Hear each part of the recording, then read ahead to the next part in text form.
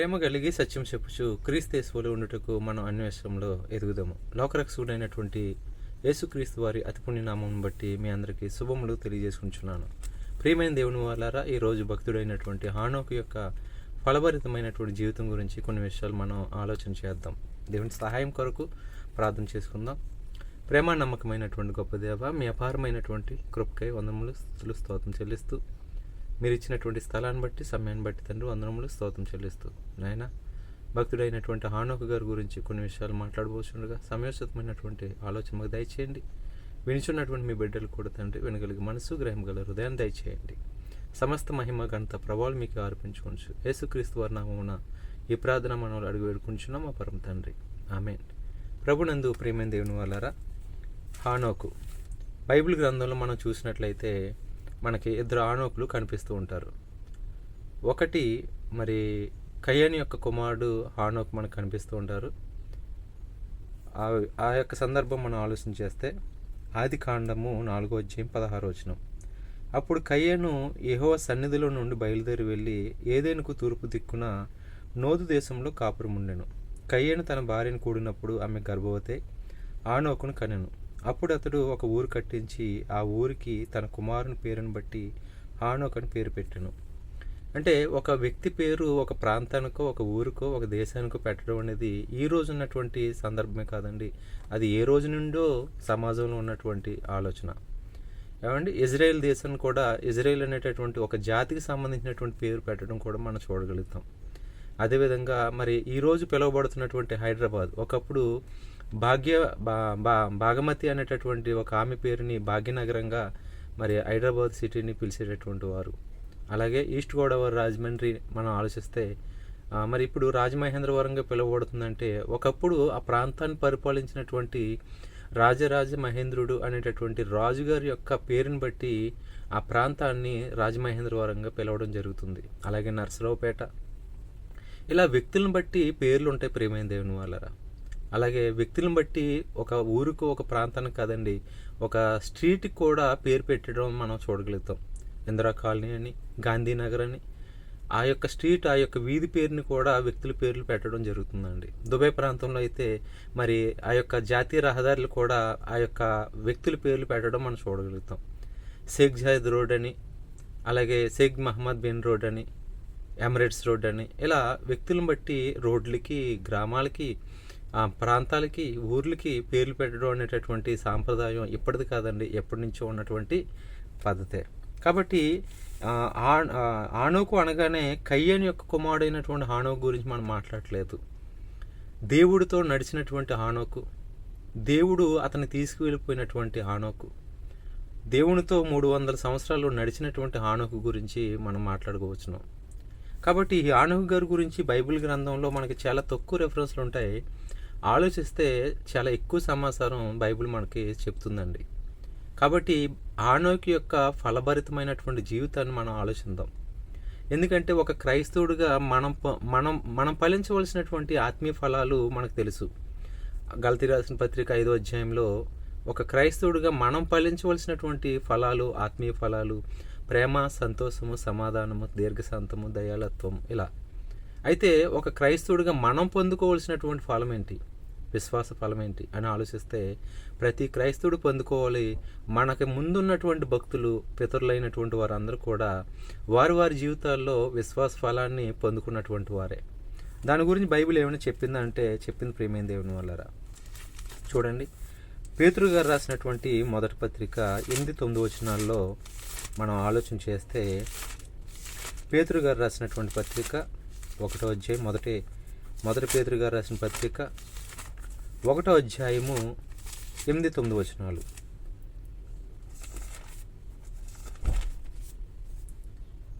మీరు ఆయనను చూడకపోయినను ఆయనను ప్రేమించుచున్నారు. ఇప్పుడు ఆయనను కనులారా చూడకయే విశ్వసించుచు మీ విశ్వాసమునకు ఫలమును అనగా ఆత్మరక్షణను పొందుచు సౌఖ్యమును మహిమాయుక్తమునైన సంతోషం గలవారై ఆనందించుచున్నారు. అంటే ప్రతి విశ్వాసి కూడా విశ్వాస ఫలం అనేటటువంటిది పొందాలి. మనం పొందుకోగలుగుతాం.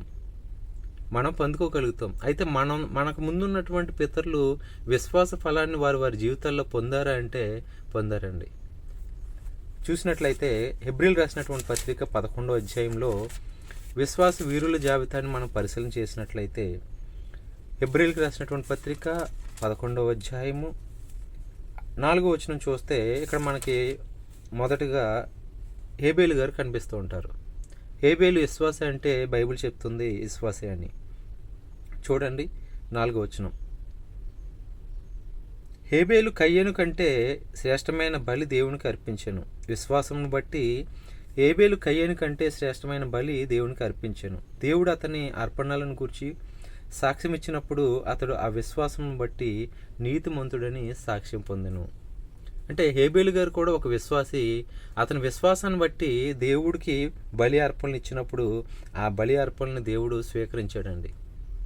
స్వీకరించడమే కాదు, హేబేలు నాకున్నటువంటి మరి విశ్వాసం బట్టి అతడు నీతిమంతుడిగా సాక్ష్యం పొందాడండి.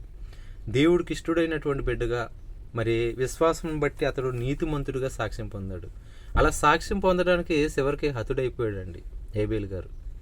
ఏమండి, అంటే దేవుడి చేత మనం ఒక బిరుదు పొందాలన్నా, ఒక మంచి సాక్ష్యం పొందాలన్నా దేవుడి కోసం మనం ఏదో ఒకటి చేసే ఉండాలి. దేవుడికి ముఖ్యంగా విశ్వాసే ఉండాలి, దేవుడికి ఇష్టడై ఉండాలండి. అలా ఇష్టడై ఉండకపోవడం వల్ల మనం దేవుడికి ఇష్టం కాలేమండి. ఏమండి, చూసారా, అదే హెబ్రీలు రాసిన పత్రిక 11వ అధ్యాయం చూస్తే విశ్వాసం లేకుండా దేవుడికి ఇష్టడై ఉండుట అసంభవం అంటున్నాడండి, అసాధ్యము. విశ్వాసం లేకుండా దేవునికి ఇష్టడై ఉండుట అసాధ్యము. ఏమండి, విశ్వాసం ఉండాలండి. ఆ విశ్వాసం బట్టే హేబేలు గారు దేవుడికి ఇష్టడిగా సాక్ష్యం పొందాడండి, నీతిమంతుడని. ఇక రెండవ విశ్వాసగా మనం చూసినట్లయితే 5వ వచనము, విశ్వాసం బట్టి హానోకు మరణం చూడకున్నట్లు కొనుపోబడెను. అతడు కొనుపోబడక మునుపు దేవుడికి ఇష్టడై ఉండునని సాక్ష్యం పొందెను. అంటే ఇక్కడ మనం హానోకు గారి యొక్క జీవితంలో 2 విషయాలు చూడాలి.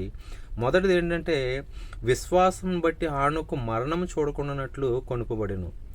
కొనుపోబడక మునుపు దేవుడికి ఇష్టడై ఉన్నాడటండి. అంటే మరణం చూడకుండా కొనుపోబడాలి అంటే మొదట దేవునికి ఇష్టడై ఉండాలట, రెండవది విశ్వాసే ఉండాలండి. ఏమండి, దేవునికి ఇష్టడిగా ఉండాలి, దేవునికి విశ్వాసగా ఉండాలి. ఈ 2 లక్షణాలు హానోకు గారిలో ఉన్నాయంటే ఖచ్చితంగా పుష్కలంగా ఉన్నాయండి. మొదటి హానోకు గారి విశ్వాసిగా ఉన్నాడు, రెండవది దేవుడికి ఇష్టడిగా ఉన్నాడండి. విశ్వాసిగా ఉండడం అంటే దేవుణ్ణి మనం నమ్మడం, దేవుణ్ణి మనం విశ్వసించడం. మన కళ్ళారా చూడకపోయినాను సరే ఆ దేవుడు చెప్తున్నటువంటి మాట ప్రకారంగా జరుగుతుంది. దేవుని మాటని విశ్వసించాలి.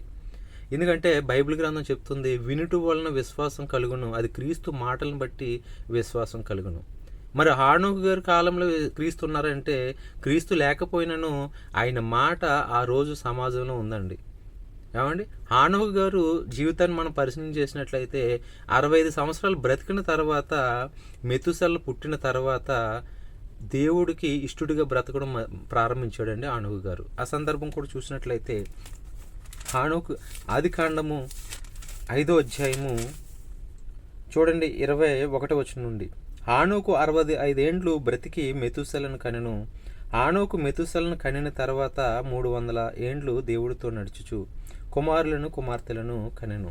హానోకు 65 ఏండ్లు బ్రతికి మెతుసెలను కనెను అన్నాడండి. ఏమండి, 65 ఏండ్లు బ్రతకడటండి. బ్రతికిన తర్వాత మెతుసెలను కన్నాడట. ఆ కన్న తర్వాత మెతుసెలను కనిన తర్వాత 300 ఏండ్లు దేవుడితో నడుచుచు అంటున్నాడండి. అంటే మెతుసెలను కనకముందు దేవుడితో నడవలేదా హానోకు అంటే నడవలేదన్నట్టుగానే బైబిల్ చెప్తుంది. దేవుడితో నడవడం అంటే ఏంటండి? దేవునితో నడవడం అంటే ఏంటి? ఒక మనిషి నడవాలంటే కాళ్ళు చేతులు ఉండాలండి. కాళ్ళు ఉండాలి, కాళ్ళకి సపోర్ట్గా చేతులు, సర్వ బాడీ ఉండాలండి. సర్వ శరీరము ఆ కాళ్ళకి సపోర్ట్ చేస్తేనే కాళ్ళు నడవగలిగితే, పరిగెట్టగలిగితే. మరి దేవుడితో నడిచాడు అంటే దేవుడు ఆత్మ కనుక ఆయన ఆరాధించేవారు ఆత్మతోనూ సత్యంతోనూ ఆరాధించాలి అంటే మరి దేవుడికి శరీరం ఉందండి. మనిషిలాగా దేవుడికి అవయవాలు ఉన్నాయా? ఏమండి, ఉంటే మరి మనం ఆయనతో నడవచ్చు. మరి దేవుడికి అవయవాలు లేవు కదా. ఆయన ఆత్మ కనుక ఆయన ఆరాధించేవారే ఆత్మతోనూ సత్యంతో ఆరాధించాలంటే మరి ఆయనతో నడవాలంటే మనము కూడా ఆత్మయే ఉండాలి. ఆత్మగా ఉండకపోతే మనం ఆయనతో నడవలేము. మరి ఇక్కడ మాట్లాడుతున్నటువంటి మాట ఏంటి?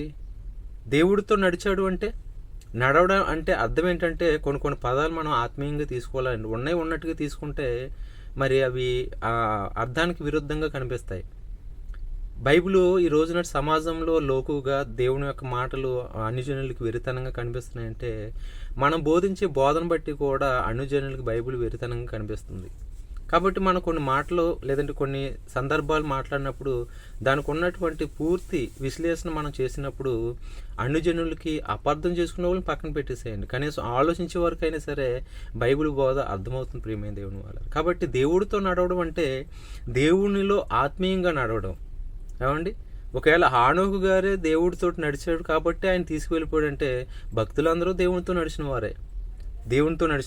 ఒకసారి నోవహు గారి గురించి చూసినట్లయితే ఈ పక్కనే ఉంటుందండి 6వ అధ్యాయము 9వ వచనం. నోవహు వంశములు ఇదే. నోవహు నీతిమంతుడును తన తరములో నిందారహితుడై ఉండెను. నోవహు దేవునితో కూడా నడిచినవాడు. ఏమంటే దేవునితో కూడా నోవహు గారు నడిచేటట్టండి. హానోకు గారు మాత్రమే కాదు, నోవహు గారు కూడా దేవుడితో నడిచాడు. ఏమండి, మరి హానోకు గారు దేవుడితో నడిస్తే దేవుడు అతను తీసుకెళ్ళిపోతే మరి నోవహు గారిని కూడా దేవుడు అతను తీసుకెళ్ళిపోవాలి కదండి. దేవుడితో మరి నోవహు గారు నడిచి వెళ్ళిపోవాలి కదా. అంటే ఈ రోజు నాటి సమాజంలో హానోకు గారి గురించి ఒక మాట ఏంటంటే బాల్యము చూడలేనటువంటి ఇద్దరు వ్యక్తులు బైబిల్లో కనిపిస్తారు. అలాగే మరణం చూడలేనటువంటి వారు కూడా ఇద్దరు మనకు బైబిల్లో కనిపిస్తారు అని చేసి చెప్పుకుంటూ ఉంటారు. బాల్యం చూడలేనటువంటి నరులు ఎవరు? ఆదాము అవలండి, మన ఆది తల్లిదండ్రులు. వారు బాల్యం చూడలేదు అంటూ ఉంటారు. ఆ మాట వాస్తవమే. ఎందుకంటే దేవుడు వారిని నిర్మించే క్రమంలోనే తల్లి గర్భం నుండి వారిని భూమి మీదకి రప్పించలేదు. బాల్యదశలోనే దేవుడు తన సొంత చేతులతోటి స్వహస్తాలతోటి నిర్మించాడండి. యవ్వన కాలపు దిశగా ఆదాము అవలను నిర్మించాడు. కాబట్టి వారు బాల్యం చూడలేదంటే ఆ మాట మనకి వాస్తవంగానే కనిపిస్తుంది. కానీ హానోకు ఏలియా గారు మరణం చూడలేదని చేసి చెప్తూ ఉంటారండి. దేవుడితో నడిచి వెళ్ళిపోయారు, మరణం చూడలేదు అంటూ ఉంటారు. మరి మరణం చూడకుండా దేవుడితో నడిచి వెళ్ళిపోతే వారైనా భక్తులు, మరి మిగతా వాళ్ళు భక్తులు కాదా? దేవుడు అన్యాయస్తుడండి. ఏమండి, దేవుడు అబద్ధమాడుటకు ఆయన మానవుడు కాదు, అన్యాయం చేయుటకు ఆయన నరరూపి కాదు. దేవుని యొక్క స్వరూప లక్షణాలు ఎలా ఉంటాయంటే ఆయన సత్యవంతుడు, న్యాయవంతుడు, యథార్థవంతుడు అండి. ఆయన ఒక మాట స్థాపించి మాట ఇచ్చి దాన్ని స్థాపించకుండా ఉండడండి. ఏదైతే చెప్తాడో అది ఖచ్చితంగా చేస్తాడు ప్రేమ దేవుని వల్ల. దేవుడు అన్యాయస్తుడు కాదండి. హానోకు గారికి ఒక విధంగా, మిగతా భక్తులకు ఒక విధంగా, లేదంటే క్రీస్తుకు ఒక విధంగా, క్రైస్తవులకు మరొక విధంగా ఉండదండి. ఆయన భూమి పుట్టినది మొదలుకొని ఇప్పటి వరకు న్యాయంగానే ఆయన తీర్పు తీర్చాడండి. కాబట్టి ప్రియమైన దేవుని వల్లరా హానోకు గారు దేవుడితో నడిచాడంటే భక్తులందరూ దేవుడితో నడిచారు. నోవహు గారు దేవునితో నడిచాడు. అలాగే అబ్రహాం గారి గురించి మనం ఆలోచిస్తే ఇదే ఆదికాండము 17వ అధ్యాయం చూసినట్లయితే అబ్రహాము 99 ఏండ్లు అయినప్పుడు యెహోవా అతనికి ప్రత్యక్షమాయెను. నేను సర్వశక్తి గల దేవుడను, నా సన్నిధిలో నడుచుచు నిందారహితుడివై ఉండుము. నా సన్నిధిలో నువ్వు నడవాలి అన్నప్పుడు అండి అబ్రహాం గారు దేవుని సన్నిధిలో నడిచాడండి. ఇలా మన భక్తులందరినీ చూసినట్లయితే దేవునిలో నడిచిన వారే అండి. హానోకు గారు దేవుడితో నడిచను అంటే, దేవుడితో నడవడం అంటే మీన్స్ దేవునిలో నడిచాడు.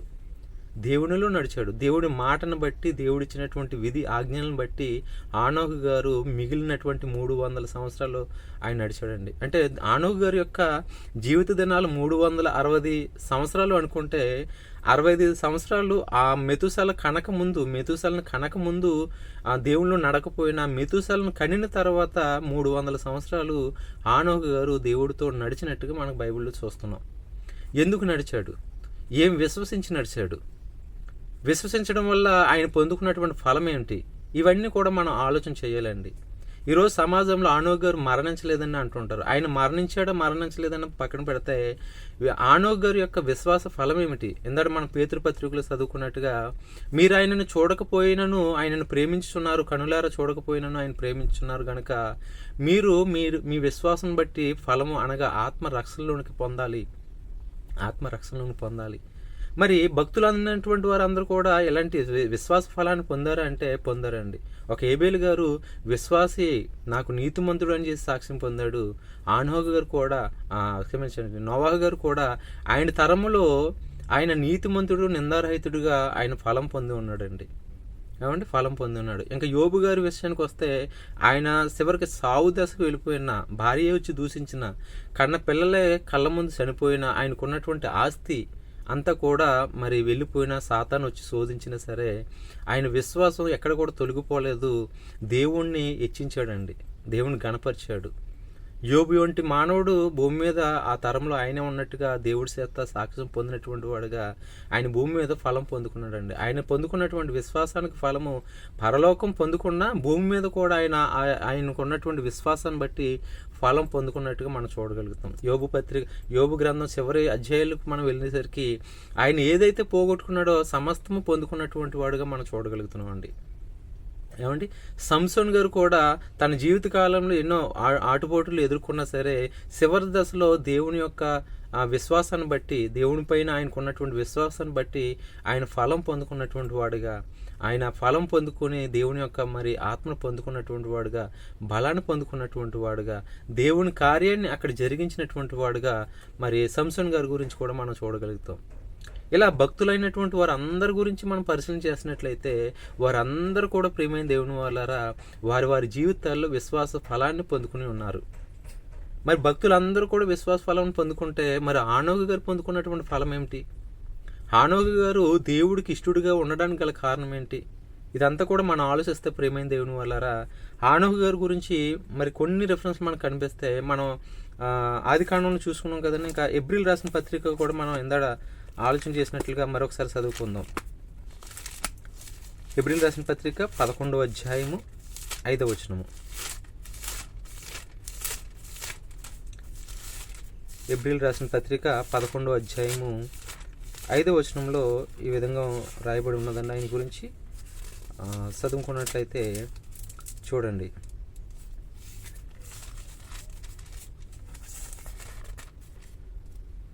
విశ్వాసం బట్టి హానోకు మరణం చూడకున్నట్లు కొనుకోబడెను. అతడు కనుకోబడిన మునుపు దేవునికి ఇష్టడై ఉన్నాడని సాక్ష్యం పొందెను. అంటే దేవుడికి ఇష్టడై ఉంటే దేవునితో మనం నడిచి వెళ్ళిపోతాం, దేవుడు మనల్ని తీసుకువెళ్తాడు. ఏమండి, ఇది మనకు అర్థమవుతుంది. దేవుడికి ఇష్టడై ఉండడని సాక్ష్యం పొందెను, కాగా దేవుడు అతన్ని కొనిపోయిన గనుక అతడు కనపడలేదు. ఏమండి, మొదటిది క్రైస్తవ సమాజంలో హానోకు గారు మరణించలేదు, మరణం చూడకుండా వెళ్ళిపోయాడని చేసేది ఒక నానుడి అయితే, రెండోదిగా ఆయన కనపడలేదు. ఏమన్నా ఇక్కడ రాయబడి ఉన్నది కదా ఎబ్రీ పత్రికలో మనకి చూసినట్లయితే కింద వచనంలో దేవునికి ఇష్టడే ఉన్నాడని సాక్ష్యం పొందెను, కాగా దేవుడు అతను కొనిపోయిన గనుక అతడు కనపడలేదు. ఇది ఎలా ఉన్నదంటే స్వతంత్రానికి మరి మన భారతదేశానికి స్వతంత్రం రప్పించినటువంటి సమరయోధుల్లో మరి సుభాష్ చంద్రబోస్ గారు కూడా మనకి పరిచయం అండి. ఆయన మన భారతదేశ మిలిటరీ వ్యవస్థకి ఒక నాయకుడిగా, ఒక సైన్యాధికారిగా మనకు కనిపిస్తుంటాడు. ఆయన మరణం ఎలా జరిగిందంటే భారతీయులకు తెలియదండి. ఆయన మరణం ఒక హిస్టరీ. ఆయన మరణించినట్లుగా ఎవరు కూడా చూడలేదని. కొంతమంది ఏమో బ్రిటిష్ వారు ఉరి వేస్తారని చేసి చెప్తూ ఉంటారు. కొంతమంది అయితే మరి జైల్లో పాడేశారండి, జీవిత కారాగారంలో ఆయన మరణించి ఉంటారు అని చేసి చెప్తూ ఉంటారు. సో ఆయన ఎలా మరణించలేదు అన్నది పక్కన పెడితే ఆయన వల్ల భారతదేశ ప్రజలు స్వతంత్రాన్ని పొంది ఉన్నారు.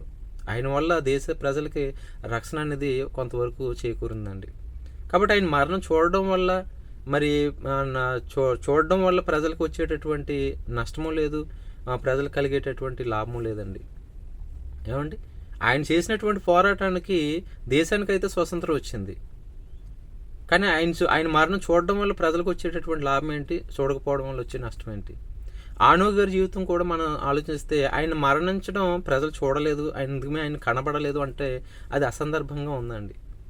ఏమండి, మొదటిగా ఆయన మరణం చూడలేదు, మరణించకుండానే దేవుడితో వెళ్ళిపోయాడు అంటే మరి అది ఆలోచించాలి.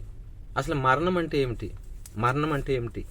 తల్లి గర్భం నుండి ఈ లోకానికి మనం ఏ విధంగా అయితే వస్తామో అలాగే మరణం ద్వారా ఈ లోకం నుండి భూమి మీద నుండి మనం వెళ్ళిపోవాల్సిన వారమే ఉన్నాం. మరణం అనే ద్వారం నుండే మన ఆత్మ బయటకు వెళ్ళిపోతుందండి. ఇలాంటి మరణం మనకి ఏ రూపానైనా వస్తుంది. ఒక ఆత్మహత్య చేసుకుంటున్నారండి ఈరోజు బుద్ధిహీనులు, అలాగైనా మరణించగలుగుతారు. కొంతమంది యాక్సిడెంట్లో చనిపోతూ ఉంటారు, కొంతమంది రోగులే చనిపోతూ ఉంటారు, మరి కొంతమంది వారి ఆయుష్కాలం తీరి దేవుడిచ్చినటువంటి జీవితకాలం పూర్తయ్యి చనిపోయినటువంటి వారు ఉంటారు. సో మరణం ఏ విధంగా అయినా సరే మనిషిని పలకరించిన మరణం ద్వారానే ఈ ఆత్మ బయటకు వచ్చేసేయాలండి.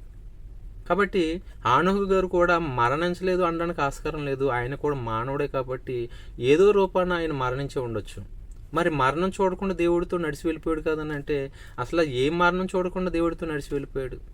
దేవుడికి ఇష్టడైనటువంటి బిడ్డలు ఎలాంటి మరణం చూడకుండా ఈ భూమి మీద నుంచి వెళ్ళిపోతారో ఇవన్నీ కూడా మనం ఆలోచన చేసినట్లయితే మరణం చూడక బ్రతుకు నరుడు ఎవడని చేసి బైబిల్ చెప్తుందండి. కీర్తనల గ్రంథం 89వ అధ్యాయము 48వ చూసినట్లయితే మరణం చూడక బ్రతుకు నరుడు ఎవడు, పాతాళం నుండి తాను తప్పించుకోగలవాడు ఎవడు అని చేసి రాయబడి ఉంటుంది. కాబట్టి మరణం చూడకుండా బ్రతికి నరుడు అనేవారు భూమి మీద ఎవరు లేరండి.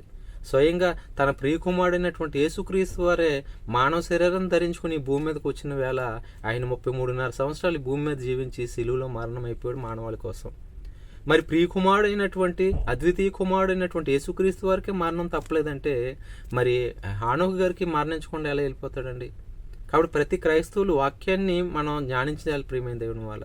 ఎవరో చెప్పిన మాటలనే మరి ఆలోచించడం కాదు, వాటిని పరిగణలోకి తీసుకోవడం కాదు, వారి మాటలను తీసుకుంటూనే బైబిల్లో ఉన్నటువంటి వాక్యాలు ఆ మాటలకు సపోర్ట్ చేస్తుందా లేదా అనేది ప్రతి క్రైస్తవుడు గమనించాలి. ఏమండి? ఎందుకంటే దేవుడు అన్యాయస్తుడు కాదు, అబద్ధికుడు కాదు. ఆయన అబద్ధం ఆడడానికి, మనిషిని ఒకరిని ఒకలాగా మరొకలాగా ప్రేమించడానికి ఆయన ప్రతి మనిషిని కూడా ప్రేమిస్తాడు ప్రేమైన దేవుని వాళ్ళ.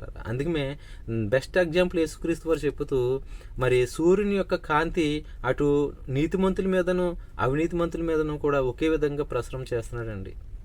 తాగే నీరు సృష్టిలో ఉన్నటువంటి ప్రతిదీ కూడా దేవుడికి ఇష్టలైనటువంటి బిడ్డలకు ఒకేలాగా ఇస్తున్నాడు, అన్యాయస్తులైనటువంటి వారికి కూడా ఒకేలాగా ఇస్తున్నాడండి.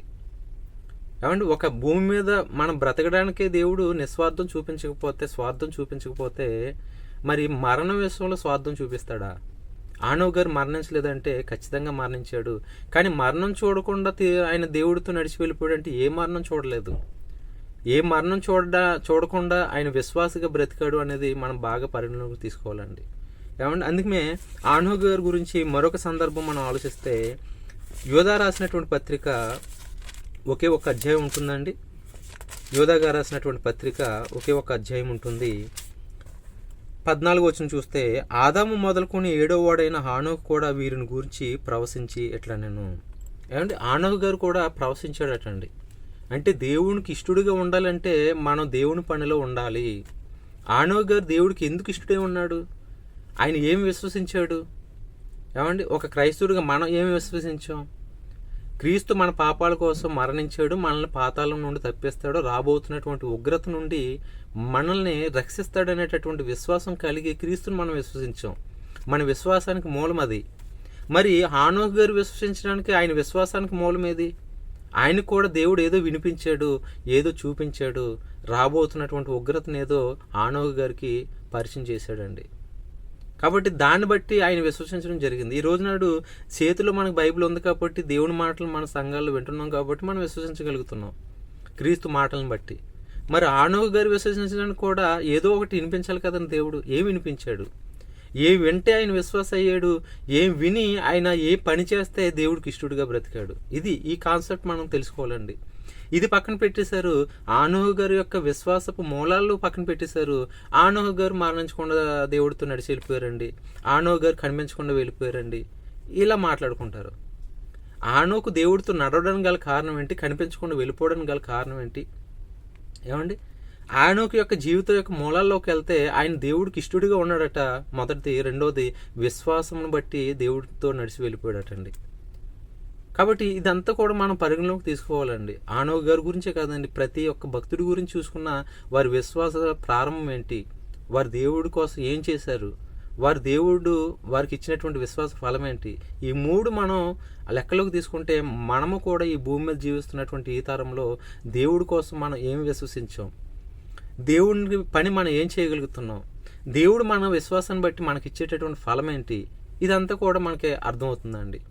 అందుమే కదండి మరి ఇంతమంది సాక్షి సమూహం మనల్ని ఆవరించి ఉండగా మనం ఎట్లా తప్పించుకుంటాం? భక్తులందరూ కూడా మనకు ఒక సాక్షి సమూహంగా, ఒక మైలురాళ్ళుగా, ఒక మార్గదర్శకులుగా మన కళ్ళ ముందు ఉన్నారు కదా. కాబట్టి వాళ్ళందరి యొక్క జీవితాలను మనం ముందుంచినందుకు దేవుడికి స్తుతులు చెల్లిస్తూ వారి జీవితాలను పరిశీలిస్తే మనం ఎలా బ్రతకాలి, మనం ఎలా నడుచుకోవాలన్నది మనకు అర్థమవుతుందండి. కేవలం హానోకు గారు మాత్రమే దేవుడితో నడిచినవాడు కాదండి. ఈ తరంలో మనము కూడా దేవుడితో నడవలసిన వారమే, దేవునిలో నడవలసిన వారమే, దేవుని కోసం నడవలసిన వారమే. పౌలు గారు అయితే దేవునిలో నడవడమే కాదండి, పరిగెట్టేసాడు ప్రియమైన దేవుని వాళ్ళారా. దేవుని పని చేస్తూ దేవుని సువార్త చేతపట్టుకుని భూదిగాంతముల వరకు కూడా ఆయన క్రీస్తు కొరకు పరిగెట్టేశాడు. అందుకే అంటాడు కదా, నేను దేవునిలో మరి నా పరుగు తుదముట్టించి తిని నా యొక్క పరుగు తుదముట్టించింది, నా కొరకు జీవకిరీటము దాచిపడి ఉన్నదని చేసి పౌలు గారు చెప్తూ ఉంటారండి. కాబట్టి ప్రియమైన దేవుని వాళ్ళరా, ఈ సందర్భాలను బేస్ చేసుకుని, భక్తుల యొక్క సందర్భాలను బేస్ చేసుకుని నేను ఒక పాట రచించానండి. పరిగెట్టు క్రీస్తులో పరలోకం వరకు, ఉందిగా నీ కొరకు జీవకిరీటం. ఏమండి, ఈ లైన్ మీద భక్తుల జీవితాలను అన్నింటినీ కూడా కలుపుకుంటూ ఒక పాటను రాయడం జరిగింది. అది త్వరలోనే రికార్డింగ్ దశలోకి వెళ్తుంది. ఆ పాట త్వరలోనే సమాజంలోకి రావడానికి మరి దేవుడు సహాయం చేయలాగిన మీ అందరూ కూడా మీ అనేదాని ప్రార్థనలు జ్ఞాపకం చేసుకోండి. నా గురించి కూడా ప్రార్థన చేయండి. ఈ మాటలు అనేక మందికి వెళ్ళడానికి మరి యొక్క ఛానల్ మీరు జదిద్య అనగా ప్రియమైనటువంటి కుమారుడు ఎదిద్య అనేటటువంటి గాస్పల్ ఛానల్ని మీరు సబ్స్క్రైబ్ చేసుకొని అనేక మందికి ఈ మాటలు షేర్ చేయండి. కాబట్టి ప్రియమైన దేవుని వాళ్ళరా, హానోకు గారు మరణించడానికి ముందు ఆయన ఏమి విశ్వసించాడంటే దేవుని మాటలను విశ్వసించాడు కాబట్టే ఆయన దేవుని పని చేసి సువార్తం చేశాడండి. ఇక్కడ యోధా గారు అంటున్నారు కదా, ఆదాము మొదలుకొని 7వ వాడైనటువంటి హానోకు కూడా వీరిని గూర్చి ప్రవశించేట్లా. నేను ఏం ప్రవశించాడు ఆయన, ఏం విశ్వసిస్తే ఏం మాట్లాడాడు ఆయన, ఇది మనకు అర్థం కావాలండి. ఇది మనకు అర్థం కావాలి ప్రియమైన దేవుని వాళ్ళరా.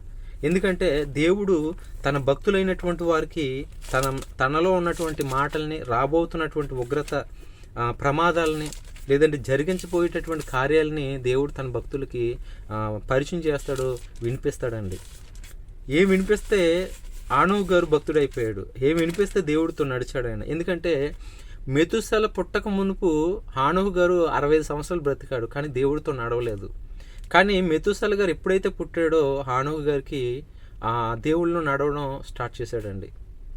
ఏమండి, ఇంతకీ హానోకు గారి ఎన్నో వాడని మనం ఇక్కడ చదువుకున్నామండి. ఆదాము మొదలుకొని 7వ వాడైనటువంటి హానోకు అని మనం చదువుకున్నాం. 7వ వాడు ఎలా అయ్యాడండి? ఏమండి, ఇక్కడ మీకు ఒక మన కొంచెం బైబిల్ వచ్చినల్ని మనం బాగా అర్థం చేసుకుంటే, ఆదాము నుండి మనం లెక్కేసుకుంటే ఆదాముకి కయ్యను పుట్టాడు, కయ్యను తర్వాత ఏబేలు పుట్టాడు, ఏబేలు తర్వాత సేతు గారు పుట్టారు. ఏమంటే సేతు తర్వాత ఎనోస్ను పుట్టాడు, ఎనోస్ తర్వాత కైనాను పుట్టాడు, కైనాన్ తర్వాత మహలైలు పుట్టాడు, మహలైల తర్వాత ఏరాదు పుట్టాడు, ఏరాదు తర్వాత హానోకు పుట్టాడండి. ఈ క్రమం చెప్పుడు మనం ఆ లెక్కేసుకుంటే మరి హానోకు గారు 9వ వాడు అవ్వాలి, కానీ 7వ వాడు ఎందుకు అయ్యాడు? ఏమండి, అక్కడ బైబిల్లో ఆది కాండంలో ఒకలా కనిపిస్తుంది, యోధా పత్రికలో ఒకలా కనిపిస్తుంది. హానోకు గారు 7వ వాడు ఎందుకు అయ్యాడంటే, ఆదాము తర్వాత పుట్టినటువంటి కయ్యను పాపం చేసి దేవుని సన్నిధిలో నుండి బయటకు వెళ్ళిపోయాడు. ఏమండి, ఇది ఆదాము వంశవాళ్ళ నుండి కూడా పక్కకి వెళ్ళిపోయాడండి. అందుకే అండి, కయ్యను వంశం నుంచి వచ్చినటువంటి వారిని దేవుడు పరిగణలోకి తీసుకోలేదు. కానీ ఆదాము వంశం నుంచి వచ్చినటువంటి వారిని దేవుడు లెక్క కట్టాడండి. వారందరినీ కూడా నీతిమంతుల జాబితాలో ఉంచాడు.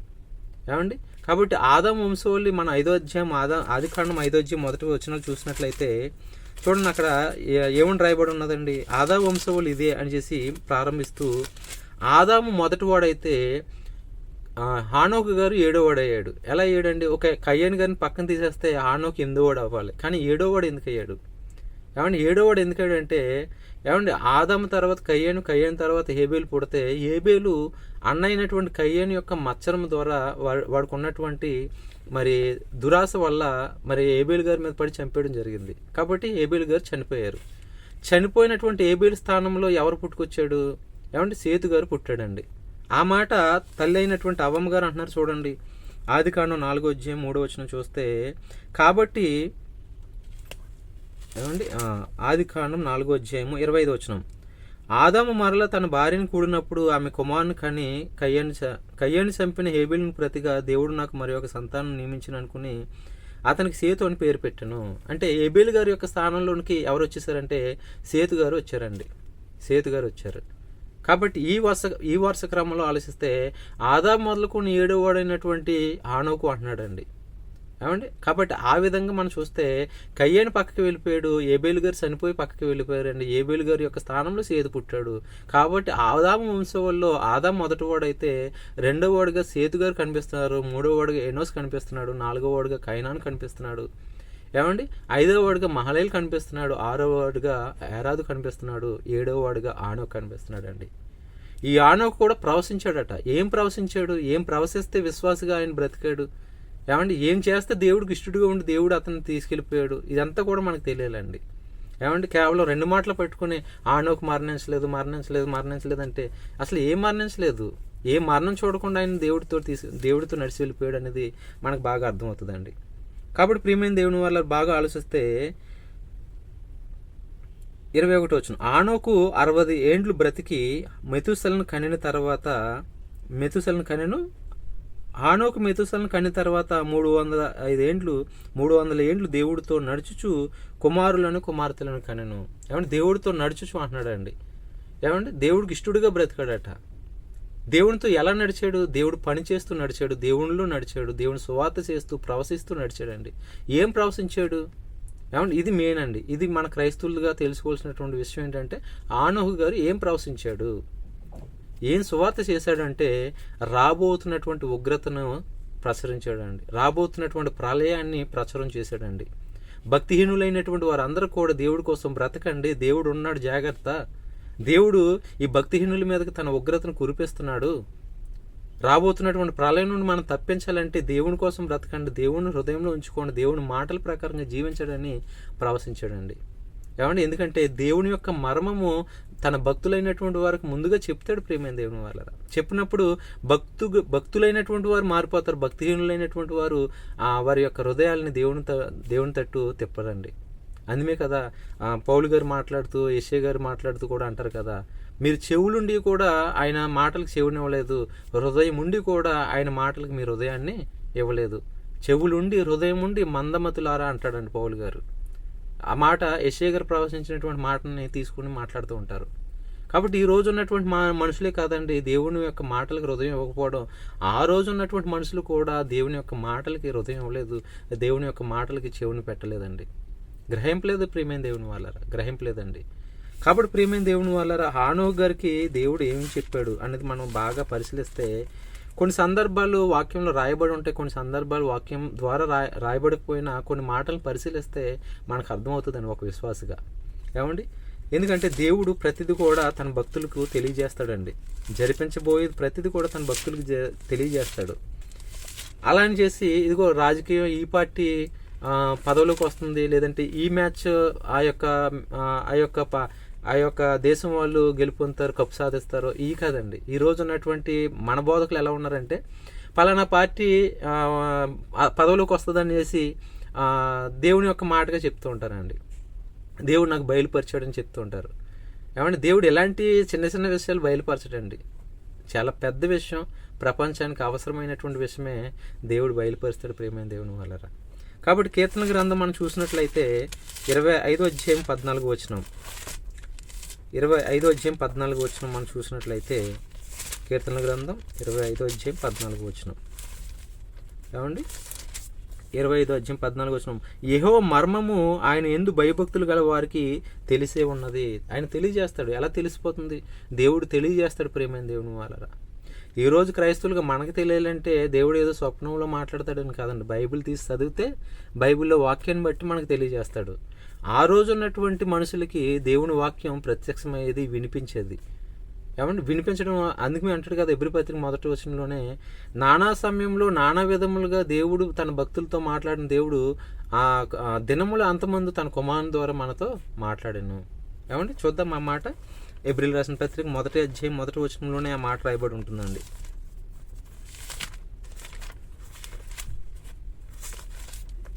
పూర్వకాలమందు నానా సమయంలోనూ నానా విధములుగా ప్రవక్తల ద్వారా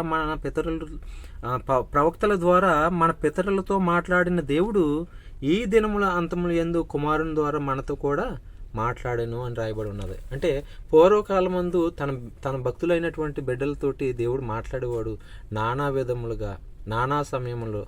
అంటే ఏ విధం చేత అంటే దేవుడు స్వయంగా వచ్చి మాట్లాడడం కాదండి, దేవదూతను పంపించేవాడు, ఆయన మాటలు వినిపింపజేసేవాడు అండి. అలా మరి రాబోతున్నటువంటి ఉగ్రత గురించి కూడా ఆనోహు గారికి వినిపించాడండి. ఆ విన్నదాన్ని బట్టి ఆనోహు గారు మారిపోయాడు. ప్రియమైన దేవుని వాళ్ళరా, మారిపోవడమే కాదు, తన ఇల్లు చక్కబెట్టుకున్నాడు, తన బ్రతుకును దిద్దుకున్నాడు. దేవునితో 300 ఏండ్లు భయభక్తులుగా ప్రతి నిమిషం కూడా దేవునితో గడిపినటువంటి వాడుగా ఆనోహు గారిని మనం చూడగలుగుతామండి. అందుని బట్టే కదండి ఆనోకు విశ్వాసం బట్టి దేవుడితో నడుచుకున్నాడు, దేవుడికి ఇష్టడే ఉన్నాడు కాబట్టి దేవుడు అతను తీసుకువెళ్ళిపోయాడని మాట రాయించడానికి గల కారణం ఆనోకు గారికి దేవుడు ఏదో వినిపించారు. ఏమంటే దేవుడు ఏదో వినిపించారు. ఎందుకంటే యెహోవా యందు భయభక్తులు గల వారికి ఆయన మర్మాన్ని తెలియజేస్తాడని రాయబడి ఉన్నది కదా.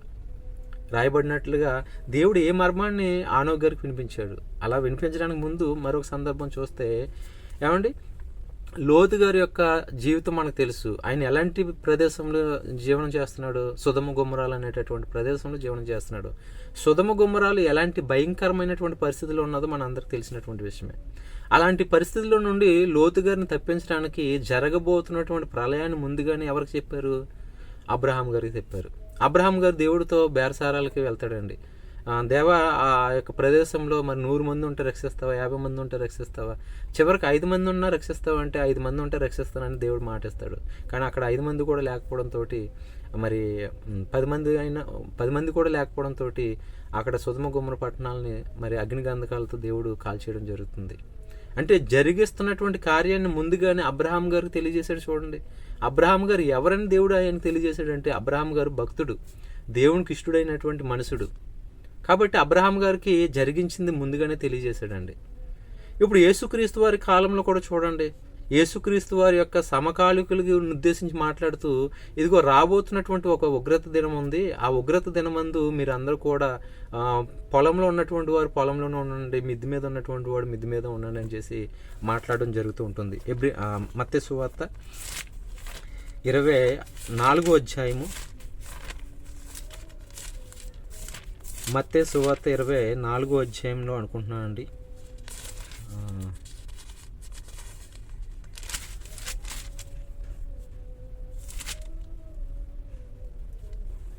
చూడండి 24వ అధ్యాయము, మత్తయి సువార్త 24వ అధ్యాయము 3వ వచనం. ఆయన ఒలీవల కొండ మీద కూర్చున్నప్పుడు శిశువులందరూ ఆయన వద్దకు ఏకాంతంగా వచ్చి, ఇవి ఎప్పుడు జరుగును? నీ రాకడకు యుగ సమాప్తికి సూచనలు మాతో చెప్పమనగా యేసు వారితో ఇట్లనను, ఎవడైనా మిమ్మల్ని మోసపరచకుండా చూసుకున్నాడే. అనేకులు నా పేరట వచ్చి నేనే క్రీస్తునని చెప్పి పలువురిని మోసపరిచెదరు. మరియు మీరు యుద్ధములు గూర్చి యుద్ధ సమాచారములు గూర్చి వినబోదురు. మీరు కలవరపడకండి, చూసుకునుడి, ఇవి జరగవలసి ఉన్నవి, అంతము వెంటనే రాదు. జనం మీదకి జనము, రాజ్యం మీదకి రాజ్యము లేచును, అక్కడక్కడ కరువులు భూకంపములు కలుగును. ఇవన్నీ వేదనలకు ప్రారంభము. అప్పుడు జనులు మిమ్మను శ్రమల పాలు చేసి చంపెదరు. మీరు నా నామము నిమిత్తం సకల జనులు ఎదుట ద్వేషించబడుదురు. అనేకులు అభ్యంతరపడి ఒకరినొకరు అప్పగించి ఒకరినొకరు ద్వేషించుకుందరు.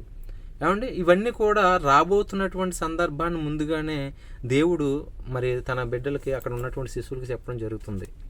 అంటే ఏదైనా జరగబోయేది ముందుగానే తెలియజేస్తాడనడానికి మీకు కొన్ని ఎగ్జాంపుల్గా మీకు తెలియజేస్తానండి. అలాగే ఆనోకు గారి కాలంలో కూడా జరగబోయేది ముందుగానే తెలియజేశాడు. ఆనోకు గారి తర్వాత జరగబోయేటటువంటి ఉగ్రత ఏదైతే ఉన్నదో అది ఆనోకు గారికి తెలియజేశారు. అది ఆనోకు గారు విశ్వసించిన దాన్ని ఆయన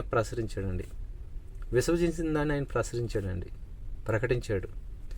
ఏం చెప్పాడంటే ఆనోకు గారి తర్వాత మరి మెతుసల చనిపోగానే భూమి మీదకి ఒక ప్రళయం వస్తుంది, ఒక భయంకరమైనటువంటి విపత్తు వస్తుంది. అదే జలప్రళయం.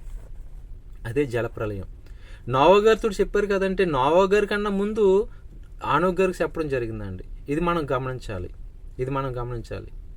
ఆనోకు గారు ఆ తరంలో నిందారహితుడిగా ఉన్నాడు కాబట్టి ఆయనతోటి చెప్పాడండి. ఆయనతోటి చెప్పకపోతే అది జరిగించకపోదుడా అంటే జరిగిస్తాడు. కానీ అది ఎవరికి ముందుగా చెప్పాడంటే ఆనోకు గారికి చెప్పారు. నాయన ఇదిగో నువ్వు కుమారుని కన్నావు కదా, ఈ కుమారుడు కొన్ని 100 సంవత్సరాలు బ్రతుకుతాడు, బ్రతికి చనిపోయిన తర్వాత భూమి మీదకి ఒక వినాశనం వస్తుంది, అది నువ్వు చూడకుండా మరణిస్తావు. మరణం చూడకుండా దేవుడు అతన్ని తీసుకువెళ్ళిపోయాడంటే ఏ మరణం చూడకుండా దేవుడు అతన్ని తీసుకువెళ్ళిపోయాడు. క్రైస్తవులుగా మనం కన్ఫ్యూజన్లో ఉండకుండా అర్థం చేసుకునే విధంగా ఉండాలి. దేవుని మనసును అర్థం చేసుకునే విధంగా ఉండాలండి. ఏమండి దేవుడితో నడిచి వెళ్ళిపోయాడంటే ఏ మరణం చూడకుండా ఆనోకు గారు వెళ్ళిపోయాడంటే ఆయన తర్వాత జరగబోతున్నటువంటి విపత్తు ఆయన కళ్ళ ద్వారా చూడలేదండి. చూడకుండానే ఆయన మరణించాడు. ప్రేమైన దేవుని వాళ్ళరా బాగా గమనించాలి. మెతుసల గారు 969 సంవత్సరాలు బ్రతికాడండి. ఆయన బ్రతికి చనిపోయిన తర్వాత భూమి మీదకి ఒక విపత్తు వస్తుంది, అది నువ్వు చూడవు నాయన.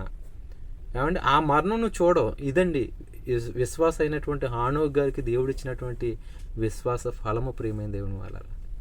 ఏమండి ఆ మరణం చూడలేదు. ఏంటి ఆ మరణం అంటే చాలా భయంకరమైనటువంటి మరణం అండి. భూమి మీద సమస్త మనుషులు చనిపోయేటటువంటి మరణం అండి. ఏమండి ఆకాశ పక్షులే కానీ, ఏమండి భూమి మీద ఉన్నటువంటి సర్వజీవులే కానీ, ప్రతిది కూడా భూమి మీద ప్రాకు పురుగులే కానీ ప్రతిది కూడా సర్వజనులతో పాటు చనిపోయేటటువంటి ఆ చావు, ఆ మరణం, ఆ మరణ వేదనలు, ఆ మరణ కేకలు హానోకు గారు చూడకుండా చనిపోయాడండి. ఇది హానోకు గారికి ఇచ్చినటువంటి విశ్వాస ఫలభరితమైనటువంటి జీవితం. ఏమండి ఆ మరణం చూస్తే ఏంటి, చూడకపోతే ఏంటంటే మీరు బాగా గమనించండి. ఎవరో కోపంతో కిరసనాలు ఒంటి మీద వేసుకుని చనిపోవడం కోసం కిరసనాలు ఒంటి మీద వేసుకుని తగలబెట్టేసుకుంటారు. కానీ చుట్టుపక్కల ఉన్నటువంటి వారు వారిని రక్షించేసరికి పూర్తిగా కాలిపోతారు, ఎక్కడో ప్రాణం కొన ఊపిరితోటి బ్రతుకుతారు. అలాంటి వారిని హాస్పిటల్కి తీసుకువెళ్ళిన తర్వాత వారు పెట్టేటటువంటి కేకలు చూడండి. ఈ బాధ నేను తట్టుకోలేను, నన్ను చంపేయనని చేసి కేకలు పెడుతుంటారు. ఏమండి ఏంటి ఆ మరణం ఏంటంటే ఆ బాధ అంత పెయిన్ఫుల్గా ఉంటుందండి. సగం కాలిపోయిన దేహంతో సగం ప్రాణంతో బ్రతుకున్నటువంటి మనిషి యొక్క కేకలు చూస్తే నాకు ఈ బ్రతుకొద్దు, ఈ జీవితం వద్దు, నన్ను చంపేనని చేసి మొరపెడుతూ ఉంటారు. అలాగే కొన్ని ఫారిన్ కంట్రీస్లో చూసినట్లయితే వారికి భయంకరమైనటువంటి వ్యాధులు వచ్చినప్పుడు ఆ బాధను తట్టుకోలేనప్పుడు అక్కడ ప్రభుత్వం వారికి ఒక లెటర్ రాస్తారు. ఇదిగో మా తండ్రి గారు ఈ బాధ తట్టుకోలేకపోతున్నారు, వీరిని ఒక పాయిజన్ ఇంజెక్షన్ ఇచ్చి చంపేయడానికి మీరు అనుమతి ఇవ్వండి అని చేసి ప్రభుత్వ వారికి వారు అప్లికేషన్ పెట్టుకున్నప్పుడు అక్కడ ఉన్నటువంటి ప్రభుత్వాలు కూడా అప్లికేషన్కి సంతకం పెట్టేస్తూ ఉంటారు, అప్రూవల్ చేస్తూ ఉంటారు. అప్రూవల్ చేసిన తర్వాత ఆ పేపర్ తీసుకొచ్చి డాక్టర్ గారికి ఇస్తే అది చూసి ఆ మరణం తట్టుకోకుండా జీవిస్తున్న మనిషి ఎవరైతే ఉన్నాడో ఆ మనిషికి ఆ పాయిజన్ ఇంజెక్షన్ ఇచ్చి చంపేస్తారండి. ప్రాణం ఉండగానే చంపేస్తారు. ఎందుకంటే ఈ మరణం నాకు వద్దు, ఈ జీవితం నాకు వద్దు, మరణించడానికి నేను ఇష్టపడుతున్నాను అనుకుంటూ ఉంటారండి. ఇది మీకు అర్థమైతే హానోకు గారి జీవితం కూడా మనం ఆలోచిస్తే నాకు అలాంటి మరణం వద్దునైనా అన్నయ్య ప్రార్థన చేసి ఉండొచ్చు. అందుకే అలాంటి మరణం చూడకుండానే ఆయన విశ్వాసాన్ని బట్టి ముందుగానే హానోకు గారిని తీసుకువెళ్ళిపోయినటువంటి పరిస్థితి. అందుకే ఆదాము గారు 200 సంవత్సరాలు బతికాడు, మెతుసెల గారు 200 సంవత్సరాలు బతికాడు. కానీ హానోకు గారికి వచ్చేసరికి మరి 365 సంవత్సరాలు బ్రతికినట్టుగా మనం చూడగలుగుతాం. కానీ ఆయన జీవితంలో ఇంకా కొన్ని సంవత్సరాలు పొడిగించే అవకాశం ఉండొచ్చేమో. కానీ అన్ని సంవత్సరాలు బ్రతకకుండానే ఆ విపత్తు చూడకుండానే హానోకు గారు చనిపోవడానికి ఆయన విశ్వాసాన్ని బట్టి దేవుడు ఇచ్చినటువంటి ఫలం అని చేసి మనం అనుకోవచ్చండి. విశ్వాస ఫలం అనుకోవచ్చండి. ఏమండి ఒక డయాలసిస్ పేషెంట్ చూడండి. ఏమండి షుగర్ కిడ్నీ ఫెయిల్ అయిపోయినటువంటి డయాలసిస్ పేషెంట్ మనం చూసినట్లయితే అతను ప్రతి నెల కూడా రక్తం మార్పించుకోలేదంటే చనిపోతూ ఉంటాడు. చాలా ప్రమాదం జరుగుతూ ఉంటుంది, తిన్నది అరగదు. ఏమండి ఇలాంటి సమయంలో మరి హాస్పిటల్కి వెళ్ళిన తర్వాత బాడీలో ఉన్నటువంటి పూర్తిగా రక్తం అంతా కూడా తీసివేస్తూ ఉంటారు. తీసివేసిన తర్వాత మళ్ళీ కొత్త రక్తం ఎక్కిస్తూ ఉంటారండి. ఏమండి ఒక చేతి నుండి బాడీలో ఉన్న రక్తం అంతా తీసేసిన తర్వాత మరొక చేతి నుండి బాడీలోకి కొత్త రక్తాన్ని ఎక్కిస్తూ ఉంటారు.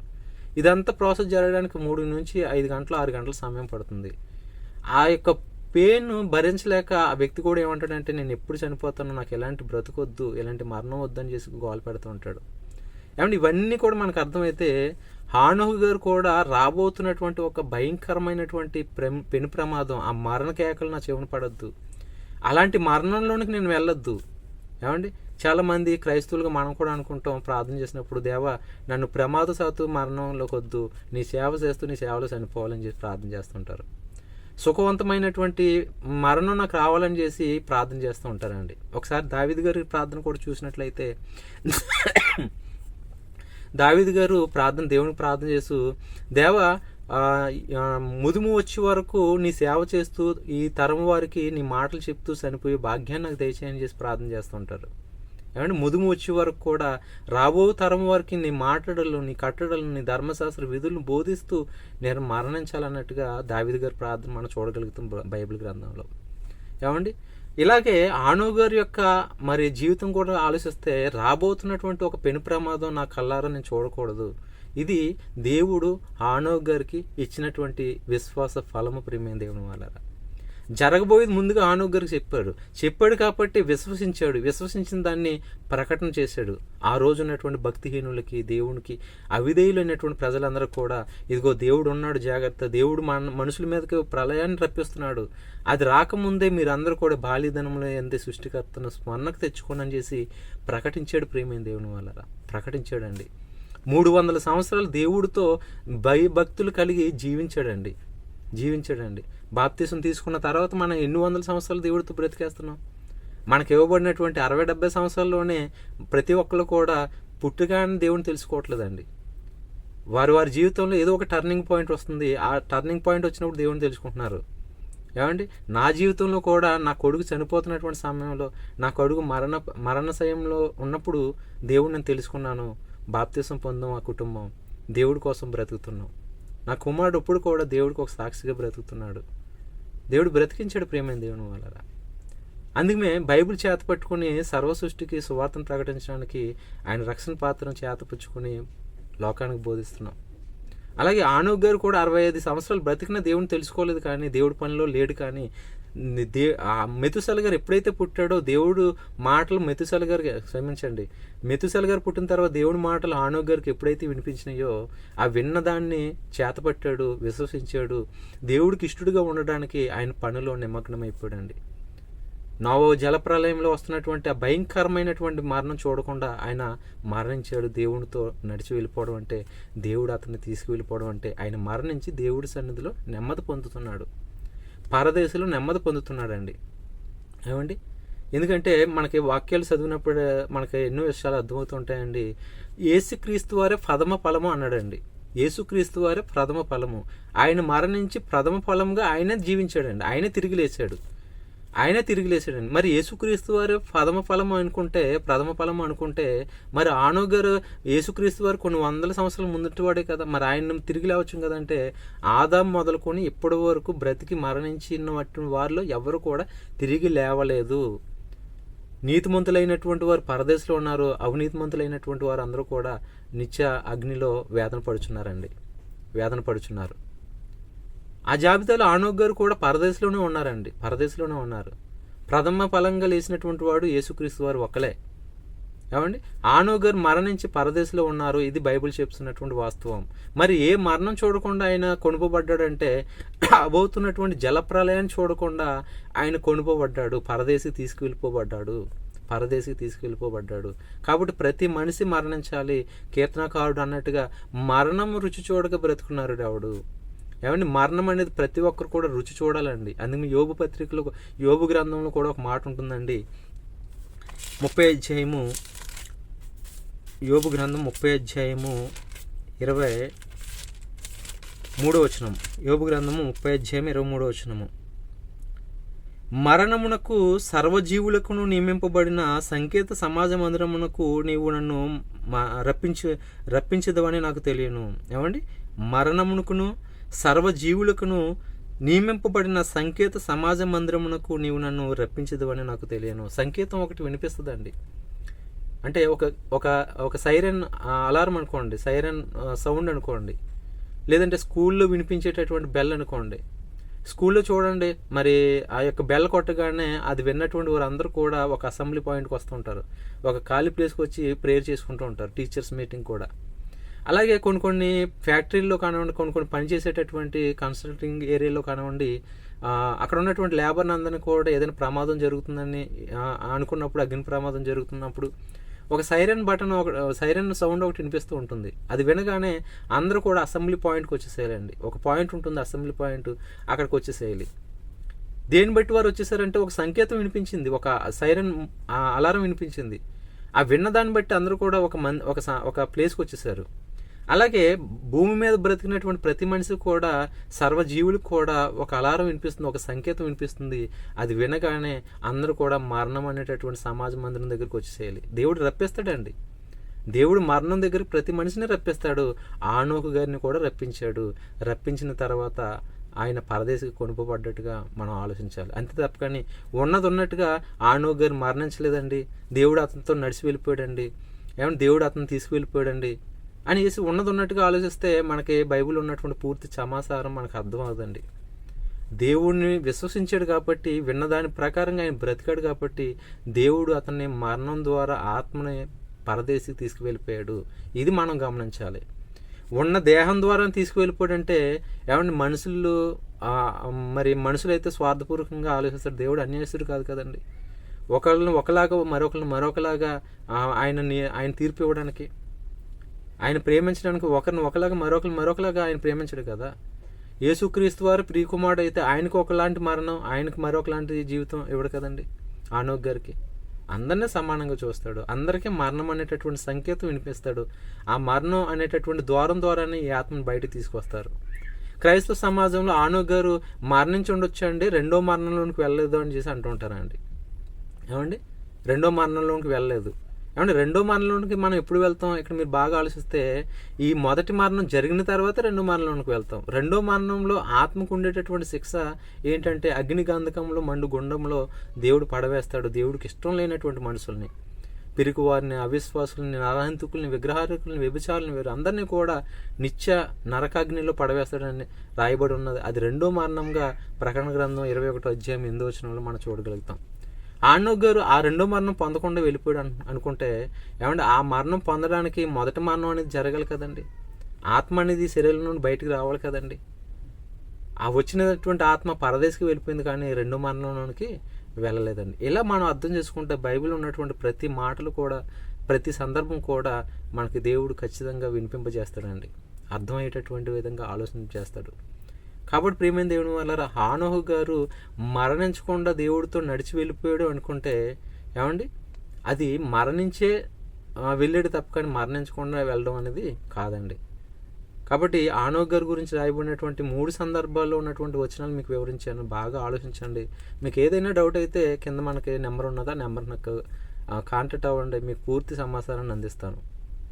ఏమండి, ఇంకా మీరు విన్నటువంటి మాటలను బట్టి మీకు ఏదైనా డౌట్ ఉన్నట్లయితే ఆ డౌట్ మీకు క్లారిఫికేషన్ చేస్తా అండి. కాబట్టి ప్రియమైన దేవుని వాళ్ళరా, బైబిల్లో ఉన్నటువంటి వాక్యాన్ని మనస్ఫూర్తిగా వినండి, గ్రహించండి. గ్రహించడానికి మనసుని దయచేయి దేవాన్ని చేసి దేవుడికి ప్రార్థించండి. అంతే తప్ప కానీ అపార్థం చేసుకునే విధంగా, బైబిల్ని తప్పులు పట్టే విధంగా మీరు ఎప్పుడైతే ఉన్నారో మీ జీవితాంతం కూడా తప్పులు పట్టే విధంగానే ఉంటుంది. మీ బ్రతుకే ఒక తప్పుడు బ్రతుకుగా మారిపోతూ ఉంటుంది. కాబట్టి ప్రియమైన దేవుని వాళ్ళరా, హానోహు గారు మరణించాడు ఖచ్చితం. మరణించి తర్వాత పరదేశకు వెళ్ళిపోయాడు, ఇది ఖచ్చితం. మరణించక ముందు ఆయన చేసినటువంటి విధానం ఏంటంటే ఆయన దేవుని విశ్వసించాడు. విశ్వసించినటువంటి తర్వాత దేవుని పనిలో ఉన్నాడు. దేవుని పనిలో ఉన్నటువంటి తర్వాత దేవుడికి ఇష్టడై, నాయన రాబోతున్నటువంటి ఆ మరణ వేదనల్ని నువ్వు చూడవు నాయన, నీ కళ్ళారా చూడవు. అది నీ కుమారుడు 969 సంవత్సరాలు బ్రతికిన తర్వాత, నీ కుమారుడు మెతుసాలు చనిపోయిన తర్వాత ఈ భూమి మీదకి ఆ ఉగ్రత వస్తుంది తప్ప కానీ నీవు ఉండగా మాత్రం ఆ ఉగ్రతను నేను రప్పించను. నీవు ఆ మరణం చూడవయ్యా, ఆ మరణ కేకలను చూడవయ్యా. ఎందుకంటే నువ్వు నాకు ఇష్టడైనటువంటి బిడ్డ కాబట్టి నేను ముందుగానే నా సన్నిధికి తీసుకువెళ్ళిపోతానని చేసి దేవుడు ఆనోక్ గారు మరణించగానే ఆయన ఆత్మని పరదేశికి తీసుకువెళ్ళిపోవడం జరిగింది. అంతే తప్ప కానీ మరణించకుండా తీసుకువెళ్ళిపోవడం కాదండి, కనిపించకుండా తీసుకువెళ్ళిపోవడం కాదు ప్రియమైన దేవుని వాళ్ళరా. ఏమండి, మరి ఎబ్రీ పత్రికలో ఉన్నటువంటి మాట మనం చూస్తే ఆయన కనిపించలేదని మాట రాయబడి ఉన్నది. ఏమండి, మాటను కనిపించలేదని మాట ఉంటుందండి. చూడండి, ఏప్రిల్ రాసిన పత్రిక 11వ అధ్యాయము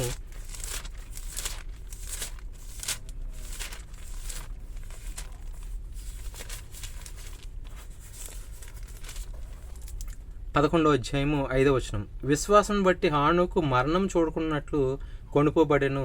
అతడు కొనుపోబడక మునుపు దేవుడికి ఇష్టడై ఉండునని సాక్ష్యం పొందెను. కాగా దేవుడు అతని కొనిపోయాను గనుక అతడు కనబడలేదు. అతడు కనబడలేదంటే అతని మాటలు సమాజంలో వినిపిస్తున్నాయి కానీ అతను ఆ శరీరధారిగా భూమి మీద కనిపించలేదు. మీకు అర్థమవుతుందండి? ఆ మాటలు అయితే వినిపిస్తున్నాయండి. ఇక్కడ ఇంకా మీరు బాగా అర్థం చేసుకోవాలంటే మీరు బాగా ఆలోచన చేయండి. యేసుక్రీస్తు వారు ఇప్పుడు కనిపిస్తున్నారా, కనిపించట్లేదా? ఏమండి, యేసుక్రీస్తు వారు మనకు కనిపిస్తున్నారా, కనిపించలేదా? కనిపించట్లేదు, కనబడలేదు ఆయన. కానీ ఆయన మాటలు, ఆయన ఉనికి, ఆయన స్వరూపము, లేదంటే ఆయన గుణలక్షణాలు సమాజంలో ఉన్నాయా లేవా? ఏమండి, ఉన్నాయండి. ఆయన చూడకపోయినా ఆయన స్వరూపం ఈ లోకంలో కనిపిస్తుంది. ఆయన మన కళ్ళారా చూడకపోయినా ఆయన మాటలు మన ఈ లోకంలో వినిపిస్తున్నాయి. కొన్ని వందల సంవత్సరాలు ఏమంటే సుమారు యేసుక్రీస్తు వారు ఈ భూమి మీద నడయాడి సుమారు 2000 సంవత్సరాలు అవుతున్నా సరే ఆయన ఉనికి భూమి మీద కనిపిస్తుందంటే ఏమండి ఆయన కనిపించట్లేదు. ఏమండి అలాగే ఆ రోజు ఉన్నటువంటి ఆనోక్ గారు కూడా ఆయన కనబడకపోయినా ఆయన మాటలు వినిపిస్తున్నాయి సమాజంలో. ఎందుకంటే 300 సంవత్సరాలు దేవుడితో నడుస్తూ బోధించాడు కదా, దేవుళ్ళో ఉంటూ దేవుని మాటలు వినిపించాడు కదా. వినిపించాడు కాబట్టి ఆయన కనబడలేదు, కానీ ఆయన మాటలు వినిపిస్తున్నాయి అనేటటువంటి భావం మనం ఈ సందర్భం బాగా అర్థం చేసుకోవాలండి. కాబట్టి ప్రియమైన దేవుని వల్ల ఆనోకు గారు మరణించారు. ఆనోకు గారి యొక్క ఆత్మ పరదేశికి దేవుడు తీసుకువెళ్ళిపోయాడు. ఇది మనకి పూర్తిగా అర్థం చేసుకోవాల్సినటువంటి భావం. మరి ఈ రోజు ఉన్నటువంటి మన పరిస్థితి ఏంటి? మనకు కూడా ముందుగా ఏదైనా వినిపించాడు దేవుడు, మనల్ని కూడా ఏదైనా మరణం నుండి తప్పిస్తానన్నాడు దేవుడు అంటే. ఎందుకంటే లోతు భయంకరమైనటువంటి సుధమ గుమ్మరాల్లో జరుగుతున్నటువంటి ఉగ్రత నుండి లోతు కుటుంబాన్ని రక్షించాడు. నోవహు గారి యొక్క తరములో నోవహు జలప్రలయం నుండి నోవహు గారిని నోవహు కుటుంబాన్ని రక్షించాడు. మరి ఈ రోజు విశ్వాసులుగా ఉన్నటువంటి మనకు కూడా విశ్వాస ఫలం అనేటటువంటిది ఒకటి ఉండాలి కదా. మరి అలాంటి విశ్వాస ఫలము మనకు కూడా దేవుడు ఏమిస్తున్నాడు అని అంటే, ఇదిగోండి రాబోతున్నటువంటి ఈ యొక్క ప్రచండమైనటువంటి మృకుటమైనటువంటి వేండ్రంతో ఈ సృష్టి అంతా కూడా లయమైపోతుందండి. ఈ పంచిపోతలన్నీ కూడా లయమైపోతున్నాయండి. ఏమండి పేతురు గారు రాసినటువంటి పత్రికలో రాయబడినటువంటి సందర్భం మనకు తెలుసు. 2 పేతురు 3వ అధ్యాయంలో మనకు రాయబడినటువంటి సందర్భం మనందరికీ కూడా తెలుసు. ఈ తరంలో ఉన్నటువంటి మనకు కూడా ఒక ప్రచండమైనటువంటి భయంకరమైనటువంటి విపత్తు ఒకటి జరగబోతుంది భూమికి. ఈ భూమికి కాదు, ఈ సర్వ సృష్టికే అండి. ఈ సర్వ సృష్టి నికుటమైనటువంటి వేండ్రంతో లయమైపోతుంది. పంచిభూతాలన్నీ కూడా లయమైపోతాయి. ఏమండి ఒక సూర్యుడా, ఒక చంద్రుడా, మరొక గ్రహమా, ఏమండి మరొక గ్రహం అనేటువంటిది ఏది ఉండదండి. సమస్తము నాశనం అయిపోతాయి ప్రేమైన దేవుని వల్లరా.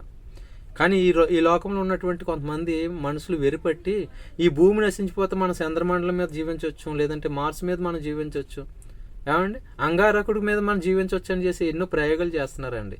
కానీ అవన్నీ కూడా ఒట్టి ప్రయాసం ప్రేమైన దేవుని వాళ్ళు, వ్యర్థమైపోయేటటువంటి ప్రయాసం. మన ప్రయాసం వ్యర్థం కాకుండా ఉండాలంటే అది క్రీస్తులోనే. క్రీస్తు యందు మీకు ఉన్నటువంటి ప్రయాసం ఎప్పటికీ వ్యర్థం కాదు అన్నాడండి. ఏమంటే కాబట్టి మనం సువార్త చేత పట్టుకుని దేవుని కోసం బ్రతుకుతూ మనం బోధించినట్లయితే మన ప్రయాసం వ్యర్థం కాదండి. మనల్ని తప్పిస్తాడు ప్రియమైన దేవుని వల్లరా. ఒకప్పుడు నోవహు జలప్రలయంలో నోవహు కుటుంబాన్ని తప్పించినట్లుగా, ఆ జలప్రలయం చూడకుండానే ఆనోకు గారిని భూమి మీద నుండి తప్పించినట్లుగా, ఏమండి సుధమ గుమ్మర పట్టణాల్లో ఆ అగ్ని గంధకాల నుండి లోతు కుటుంబాన్ని తప్పించినట్లుగా ఈ రోజు ఉన్నటువంటి మానవాళిని కూడా దేవునిలో ఉంటే, క్రీస్తులో బ్రతికితే, క్రీస్తు యేసునందు ఉన్న వారికి ఏ శిక్ష విధి లేదన్నట్టుగా క్రీస్తు యేసులో మనం ఉన్నట్లయితే, క్రీస్తు అనేటటువంటి రక్షణ ఓడలు మనం ఉన్నట్లయితే మనం ఆ ఉగ్రత నుండి తప్పించుకుంటాం. అదే ఈ సృష్టికి జరగబోతున్నటువంటి భయంకరమైనటువంటి ప్రళయం. ఆ ప్రళయం నుండి మనం తప్పిస్తే మనము కూడా దేవునితో వెళ్ళిపోతామండి. దేవునితో నడిచినటువంటి వారమే. దేవుడు అలా నడవాలంటే దేవుడికి ఇష్టడుగా భూమి మీద ఉండాలి. దేవుని చేత మనం నిజమైనటువంటి నీతిపరుడుగా మనం సాక్ష్యం పొందినటువంటి వారుగా ఉండాలి. అందుకనే పేతురు గారు రాసినటువంటి పత్రిక ఇందాక మనం చదువుకున్నాం కదండి. 1 పేతురు పత్రిక 1వ అధ్యాయం 8వ వచనము, మీరాయనను చూడకపోయినను ఆయనను ప్రేమించుచున్నారు, ఇప్పుడు ఆయనను కనులారా చూడకయే విశ్వసించుచు మీ విశ్వాసమునకు ఫలము అనగా ఆత్మ రక్షణను పొందుచు సెప్ప సౌఖ్యమును మహిమయుక్తమునైన సంతోషము గలవారే ఆనందించుచున్నారు. ఏమంటే మీ విశ్వాసమునకు ఫలము అనగా ఆత్మ రక్షణ పొందుచు. ఎప్పుడైతే బాప్తిసం తీసుకున్న తొలి రోజుల నుంచి దేవుని సన్నిధికి వెళుతూ దేవుళ్ళు ఆ రక్షణ ఆనందాన్ని మనం అనుభవిస్తూ రక్షణాత్మైనటువంటి మాటలు వింటూ అందులో మనం ఎదుగుతూ అనేక మందికి మనం ఎప్పుడైతే బోధిస్తూ ఉన్నామో మన ఆత్మ రోజు రోజుకి దినదినము కొంచెంగా రక్షణలోనికి వెళ్తుందండి. అలా రక్షణలోకి వెళ్ళినప్పుడు మరణం అనేది ఏ రూపంలో అయినా మనకు వస్తుంది. అలాంటి మరణ దినం వచ్చినప్పుడు మనం ఆ మరణం ద్వారా దేవుడు ఉన్నటువంటి లోకానికి వెళ్ళడానికి అర్హత పొంది పరదేశకి కొనుపోబడతాం ప్రియమైన దేవుని వల్ల. మనకు కూడా విశ్వాసగా ఫలం అనేటటువంటి ఉంటుంది. ఆ ఫలం మనం అనుభవించాలండి. భక్తులైనటువంటి వారందరూ కూడా వారి జీవితాల్లో విశ్వాస ఫలము అనిపించారు. ఆనోకు గారు కూడా ఆయన జీవితంలో విశ్వాస ఫలం అనిపించాడు. అదే ఆ నోవహు జలప్రలయాన్ని చూడకుండా ఆయన ముందుగానే చనిపోవడమే ఆయన పొందినటువంటి విశ్వాస ఫలము. అర్థమవుతుందండి. మనకు కూడా అలాంటి విశ్వాస ఫలం ఉన్నది. ఇదిగోండి రాబోతున్నటువంటి భయంకరమైనటువంటి ఉగ్రత నుండి మనం రక్షింపబడతాం. అంత మాత్రమే కాదు, పాతాళ అగ్నిగుండంలో ఉన్నటువంటి మరణం నుండి కూడా మనం రక్షింపబడతాం. ఒక క్రైస్తవుడిగా దేవుణ్ణి నమ్ముకున్నటువంటి బిడ్డలుగా దేవుడు ఇస్తానన్నటువంటి ఫలము ప్రియమైన దేవుని వాళ్ళరా, ఈ లోకంలో ఉన్నటువంటి శ్రమల నుండి కూడా మనం తప్పింపబడతాం. పాతాళంలో ఉన్నటువంటి శ్రమల నుండి కూడా మనము తప్పింపబడతాం. తప్పింపబడినటువంటి మనము దేవుడి చెంతకు ఉండడానికి అర్హత పొంది పరదేశకు వెళ్ళబడతామండి. క్రీస్తు రాకడలో మనం అందరం కూడా తిరిగి లేపబడతాం. ఆయనతో కూడా దేవుని సన్నిధికి వెళ్ళిపోతాం. ఇది క్రైస్తవుడిగా మనకున్నటువంటి ఒక విజన్ ప్రియమైన దేవుని వాళ్ళరా.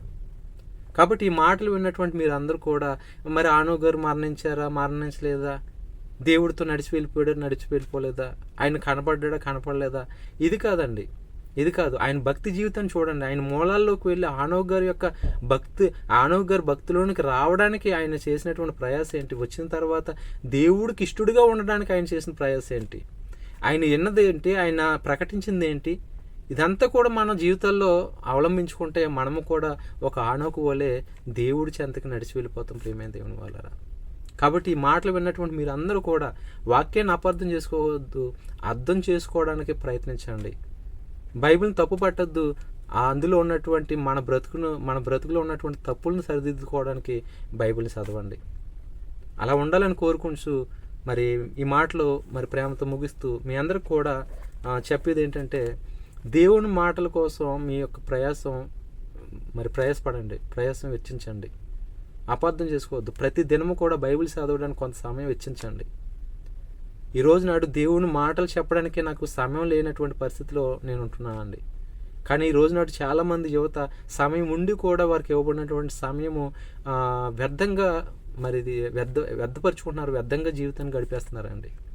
కాబట్టి ఏమాత్రం మీకు సమయం కుదుర్చుకొని దేవుని మాటలు చదవడానికి సేవను పెట్టండి. దేవుని మాటలు చదవడానికి సమయం వెచ్చించండి.